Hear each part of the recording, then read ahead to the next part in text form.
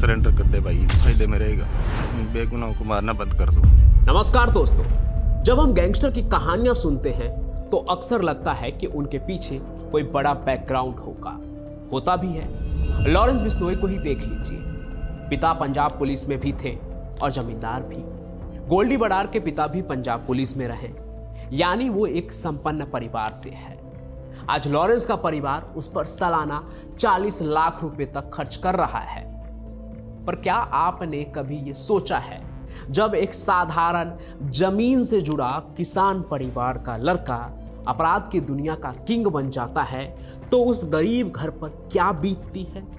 अगर नहीं जानते हैं तो रोहित गोदारा का परिवार इसी दर्द का जीता जागता सबूत है।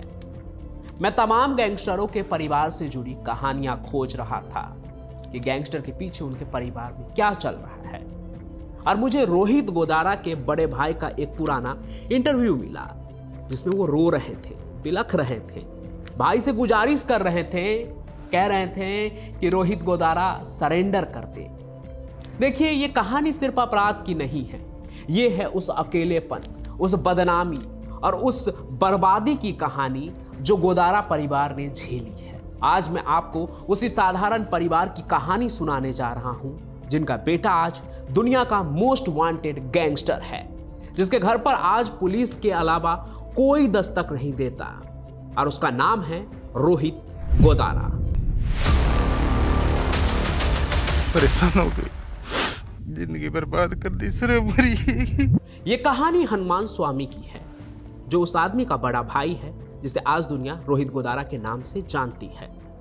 गोदारा परिवार, इन्हें आप देखेंगे ना तो पहचान नहीं पाएंगे कि इस घर का कोई बेटा इतना बड़ा अपराधी हो सकता है, क्योंकि ये ठहरे सीधे साधे किसान। इनके पिताजी, माँ और सभी भाई बहन सुबह सूरज उगने से पहले खेतों पर पहुंच जाते थे, मेहनत मजदूरी करते थे, पसीना बहाते, और रात को 2 रोटी इज्जत से खाकर सो जाते थे। कहते हैं ना राजस्थान में, इनको ज्यादा की चाहत को नहीं थी, मतलब इनकी दुनिया बहुत छोटी थी, बस इज्जत से जी रहे थे। रोहित गोदारा घर का छोटा बेटा था और उसका बड़ा भाई था हनुमान स्वामी। बचपन में तो सब चीज ठीक था, पर रोहित का मन हमेशा उड़ने का करता था। उसे खेती बाड़ी, मिट्टी और पसीने में मन नहीं लगता था। वो कहता था कि ये असली जिंदगी नहीं है। दरअसल उसे शहर जाना था, वहां अपना नाम बनाना था, इसमें कुछ बुरा भी नहीं था। फिर साल 2005 में रोहित ने तय किया और वो गांव से बीकानेर चला गया। वहां उसने मोबाइल ठीक करने का, मोबाइल रिपेयरिंग का छोटा सा दुकान खोला और वहां पे अपना काम शुरू किया, जैन मार्केट में, गणपति प्लाजा में। धीरे धीरे उसने 2 दुकानें खोली। हनुमान स्वामी बताते हैं कि उस समय रोहित बिल्कुल सीधा साधा छोड़ा था, एक व्यापारी जो परिवार के लिए पैसे भेजता था। परिवार को बड़ी खुशी थी, उन्हें लगा चलो घर का एक बेटा शहर जाकर अपना नाम बना रहा है, पैसा कमा रहा है। उनको उम्मीद थी कि अब परिवार की गरीबी मिटेगी, यही तो उनका सहारा बनेगा। पर उस परिवार की खुशी ज्यादा दिन तक नहीं टिकी, वजह थी शादी। देखिए, रोहित और हनुमान स्वामी दोनों की ही शादी एक साथ हुई थी, बेहद ही कम उम्र में। उस समय गांव देहात में ऐसा होता था। इधर हनुमान स्वामी और उनकी पत्नी का तो सब सेटल हो गया, मामला एकदम सही चला, शादी निकल पड़ी। पर रोहित और उसकी पत्नी की आपस में बिल्कुल भी नहीं बनी। 2005 में जब रोहित गोदारा बीकानेर गया तो कहते हैं अपनी पत्नी को भी साथ लेकर गया।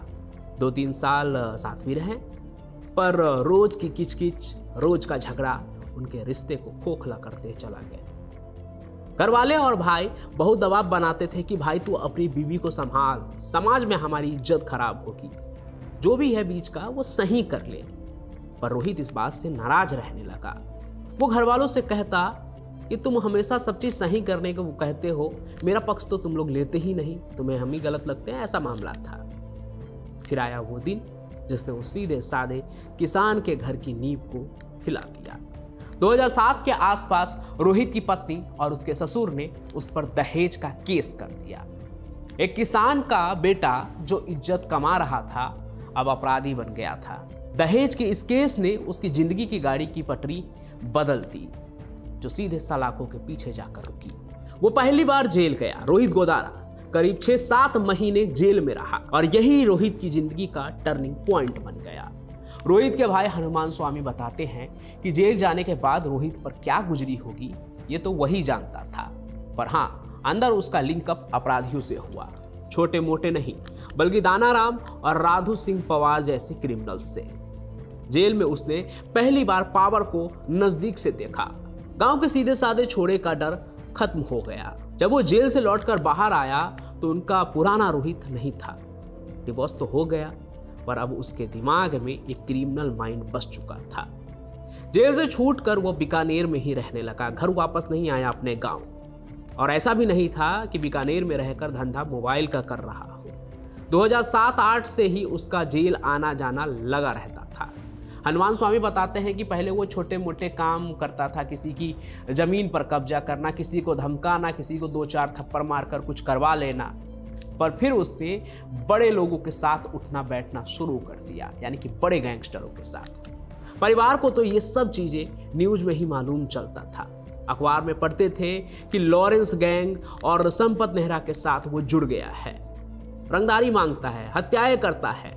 जब गैंगस्टर राजू ठेहट की हत्या हुई राजस्थान में, तो उसने बाकायदा सोशल मीडिया पर जिम्मेदारी ले ली। इसने रोहित गोदारा ने। उस दिन हनुमान स्वामी को सच में पता चला कि उनका छोटा भाई अब मोस्ट वांटेड बन चुका है। 2005 के बाद तो रोहित अपने घर आया ही नहीं। गांव से तो जैसे उसका नाता ही टूट चुका था, पर गांव का नाता परिवार से नहीं टूटा था। रोहित ने बाहर अपनी एक नई दुनिया बना ली थी, पर उनका खामियाजा उनके माता पिता और बड़े भाई को भुगतना पड़ रहा था वहीं गांव में रहकर। अब उस किसान के घर की शांति हमेशा के लिए चली गई थी। पुलिस बार बार उनके घर आती थी, पूछताछ करती थी। रात के 2 बजे दरवाजे पर जोर जोर से दस्तक होती। हनुमान स्वामी की बूढ़ी मां घबराकर उठ जाती। पुलिस वाले उन्हें ऐसे देखते जैसे वे अपराधी हो। हनुमान स्वामी और उनके पिताजी को जबरदस्ती थाने ले जाया जाता, यानी कि रोहित गोदारा के पिता और भाई को, जहां उनसे बार बार एक ही सवाल पूछा जाता, कहां है रोहित गोदारा? तुम लोग झूठ बोल रहे हो, तुम लोग कुछ छुपा रहे हो। हनुमान बताते हैं कि वो साधारण से किसान लोग थे जिन्हें सच में कुछ नहीं पता था कि उनका भाई क्या कर रहा है, क्यों कर रहा है, किसके साथ कर रहा है। वे सिर्फ बेबस थे। इधर इन सभी चीजों की वजह से मां का बीपी बढ़ गया था। उन्हें रात को नींद नहीं आती थी। वो हमेशा दरवाजे की तरफ देखती रहती थी, डरती रहती थी कि कहीं पुलिस फिर से ना आ जाए। वो गरीब किसान थे, लेकिन गांव में बहुत इज्जत थी उनकी। और अब सब बदल गया था। पड़ोसी, रिश्तेदार, सब ने उनसे किनारा कर लिया। जब पिताजी बाजार जाते तो लोग आंखें चुरा लेते।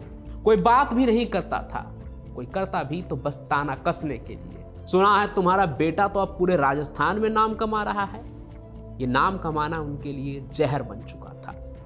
भला किस बाप को पसंद होगा कि उसका बेटा क्रिमिनल बने, इस वजह से उसकी पहचान हो। कुल मिलाकर एक बेटे की गलती की सजा पूरा परिवार भुगत रहा था। गांव में कोई उन्हें दोस्त नहीं मानता था, सब उन्हें दुश्मन समझने लगे थे। इसके बाद जब रोहित के ऊपर केस बढ़ने लगे तो घर वालों के पास कोई रास्ता नहीं बचा। वे सब बहुत परेशान हो गए थे। पुलिस के चक्कर और गांव की बदनामी, ये सब दांव पर लग गया था उनकी पूरी इज्जत। इसलिए साल 2010 के आसपास उन्होंने दिल पर पत्थर रखकर वो फैसला लिया, या कहिए कि वो फैसला उन्हें लेना पड़ा। हनुमान स्वामी के पिताजी ने रोहित गोदारा को घर से, अपने खानदान से, अपने वसीयत से बेदखल कर दिया। और ये बात बाकायदा उनके भाई ने भी कही थी।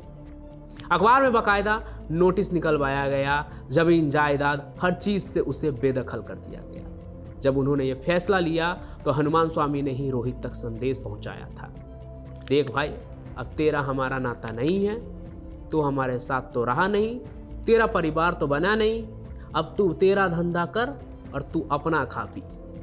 मतलब एक तरह से दोनों एक दूसरे से किनारे हो गए। ये एक बाप का फैसला नहीं था, ये मजबूरी थी। ये डर था कि कहीं रोहित के चलते उन्हें भी जेल न जाना पड़ जाए। आज 15 साल से रोहित गोदारा से उनका कोई कांटेक्ट नहीं है, जैसा कि परिवार वाले बताते हैं। कहते हैं जब रोहित की दादी गुजरी ना, तब भी रोहित जो है वो बीकानेर में ही था, कहीं विदेश नहीं गया था। लेकिन अंतिम संस्कार में भी वो नहीं आया। हाँ, जब वो अजमेर जेल से छूटा था तो कहते हैं कि बस एक दिन के लिए, वो भी मिलने के लिए, वो घर आया था। वो अकेला नहीं आया था, उसके साथ 5-7 और लड़के थे जो घर के बाहर खड़े रहे। माँ ने रोहित को बहुत समझाया, यहाँ तक कि माँ उसको रोकने के लिए उसके सामने ज़मीन पर लेट गई। कहते हैं ना कि तू मेरे आगे से गुजर कर नहीं जाएगा, वो वाली हालत थी। वो रोने लगी कि मैं तेरे को अब कहीं नहीं जाने दूंगा। वो राजस्थानी में अपना कह रहे थे कि मैं तेरे को नहीं जाने दूंगी।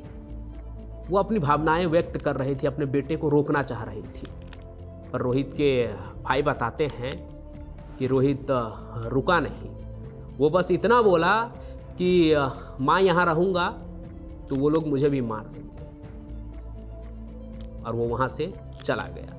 इसके बाद तो कहते हैं कि रोहित गोदारा जो है वो विदेश ही भाग गया, और उनके परिवार वालों को भी ये बात हमारे और आपकी तरह न्यूज में ही पता चली कि वो कहीं दुबई या कनाडा में हैं, पर यहाँ परिवार पल पल मर रहा है। पिताजी और माँ बूढ़े हो गए हैं, उनके हाथ पैर अब कमज़ोर हो गए हैं, पर उन्हें रोज़ उसी डर में जीना पड़ता है। उनका किसान परिवार अब लोगों के नज़र में गुंडे लोग बनकर रह गए हैं। आज रोहित पर 32 से भी ज़्यादा केस है, हत्या, रंगदारी और लोगों को धमकाना। ये सब कुछ बताते हुए हनुमान स्वामी की आंखें भी भर आती है, पर वो अपने भाई के लिए कुछ नहीं कर सकते। जो पुरानी वीडियो मैंने देखा उसमें रोहित के भाई ने अंत में यही कहा कि रोहित, अगर तू मेरी बात सुन रहा है कहीं से भी, तो बेटा बस सरेंडर कर दे, तेरा परिवार यहाँ बर्बाद हो गया है। वो नहीं चाहते कि तेरा अंत भी पुलिस की गोली से हो, क्योंकि ऐसे अपराधियों का अंत यही होता है। फायदा इसी में है कि सरेंडर कर दे। ये सब पुरानी बातें हैं, लगभग 1 साल पुरानी वीडियो थी वो। लेकिन परिवार की हालत, मतलब आप अगर देखिए तो दुनिया में बहुत तरह के गैंगस्टर होते हैं, और ये जितने भी गैंगस्टर हैं, रोहित गोदारा, लॉरेंस बिश्नोई, गोल्डी बरार, ये सभी का कभी आपस में एक ही थे। आज भी लॉरेंस के अलग होने की बात होती है, लेकिन गोल्डी बरार और रोहित गोदारा एक ही खेमे में है। लेकिन सबकी जो एक तरह से कहें बैकग्राउंड अलग अलग है। इसमें रोहित गोदारा का परिवार सच में एक ऐसा परिवार है जो देखने और अभी तक सुनने में, पढ़ने में आया है कि ये परिवार इतना साधारण है। अगर आप इनके बारे में देखेंगे, इनकी 1 साल पुरानी ही वीडियो आप देखेंगे तो आपको पता चलेगा कि उनके भाई कितने लाचार खुद को महसूस करते हैं। तो किसी के एक गलत कदम से उनके परिवार पर कितना बुरा असर पड़ता है, यही आज की ये कहानी थी। आज भी जब कभी रोहित कोई बड़ा कांड करता है तो पुलिस बार बार उसके घर पर आती है, पर परिवार वाले उन्हें क्या कहें? यही कहते हैं कि हमारा उनसे कोई लेना देना नहीं है, वो तो हमें छोड़कर चला गया, यहाँ हम परेशान हैं। कुछ महीने पहले की भी बात है कि तमाम गैंगस्टर के घरों पर छापा चल रहा था। वो कहानी भी मैंने आपको सुनाई थी। बाकी रोहित, लॉरेंस या गोल्डी, ये सभी इतने बड़े गैंगस्टर बन गए हैं कि इनके कांड का खामियाजा इनके परिवार वालों को भी भुगतना पड़ता है। पुलिस की भी अपनी मजबूरी है, क्योंकि कई बार ऐसा भी होता है कि गैंगस्टर अपने घर में ही छुपे मिलते हैं। पर इन सभी चीज़ों के बीच रोहित गोदारा की परिवार की कहानी एक ऐसी कहानी थी जिसने सोचने पर मजबूर कर दिया कि क्या किसी एक की गलती की सजा पूरे परिवार को मिलनी चाहिए। आपको क्या लगता है, आप क्या सोचते हैं, वो भी कमेंट में ज़रूर लिखिएगा। और अगर आप मेरी ये बात सुन रहे हैं तो आपका बहुत बहुत धन्यवाद, क्योंकि आप कहानी को अंत तक देखते हैं। तो आप कहाँ से देख रहे हैं और आपका नाम क्या है वो भी कमेंट में ज़रूर लिखिए। मैं पंचम प्रकाश अपनी कहानियों के साथ हाजिर होता रहूँगा। तब तक के लिए जय हिंद, जय भारत।